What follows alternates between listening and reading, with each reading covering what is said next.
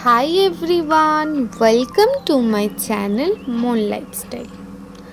আজ সকাল 5টার সময় উঠে রেডি হয়ে গেছি, যাচ্ছি আজকে বৈষ্ণোদেবী টেম্পলে। কথায় আছে না, যতক্ষণ না কোনো ঠাকুর তোমাকে ডাক দেয় ততক্ষণ তুমি তার কাছে পৌঁছাতে পারো না। আমাকে এইবারে ডাক দিয়েছেন মাতা বৈষ্ণোদেবী, তাই আজকে যাচ্ছি মাতা বৈষ্ণোদেবী টেম্পলে।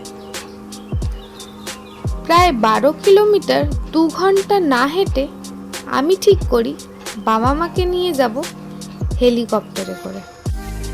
হেলিকপ্টারের ওখানে কোনো রকম ফটো ভিডিও কিছুই অ্যালাউ না। আমি নিয়েছিলাম একটু ক্লিপ, বাট এতদিন পুরনো হয়ে যেতে আমার ফোন থেকে মনে হয় ভিডিওগুলো ডিলিটই হয়ে গেছে। হেলিপ্যাডে উঠে লাগলো মাত্র 3 মিনিট, উঠলাম আর নেমে গেলাম। হেলিপ্যাড থেকে মন্দির 2.5 কিলোমিটার দূরে অবস্থিত। প্রায় এখান থেকে 30 থেকে 40 মিনিট হাঁটা পথে তারপর পৌঁছে যাব মন্দিরের ভিতরে। জাস্ট ভিউ অসম, এনজয় মি লাইফ।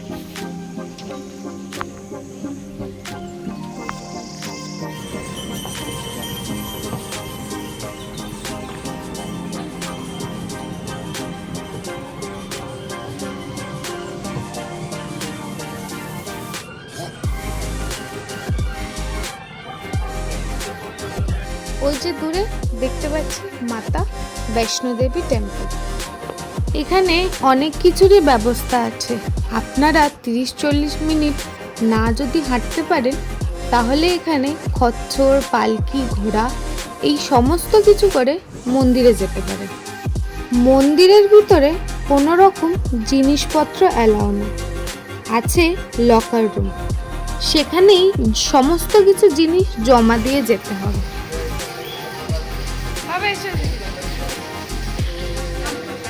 আমাদের এখন পূজা দেওয়া হয়ে গেছে, এবার আমরা ডিসাইড করলাম যে আমরা হেঁটে হেঁটেই নিচে নামবো।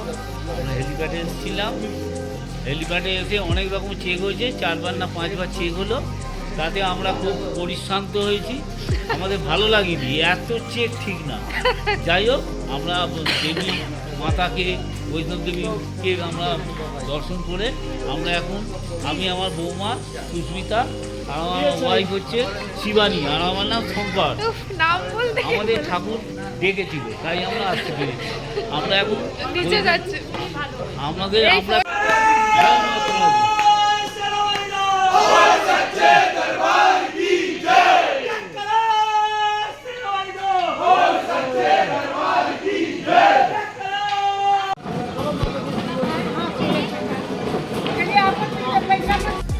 চারিদিকটা এতটাই সুন্দর, এতটাই পজিটিভ ভাইবস যে যতই হেঁটে পায়ে ব্যথা হোক না কেন সেটা আর ফিল হবে না। মাঝে মাঝে অনেক বসার জায়গাও আছে, যেখানে হাঁপিয়ে গেলে একটু বসে রেস্ট নেওয়া যায়।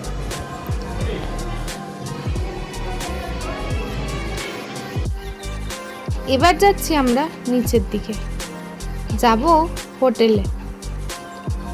মাঝে অনেকটা রাস্তা, কিছু খাওয়া দাওয়াও করলাম, সাথে কিছু কেনাকাটাও।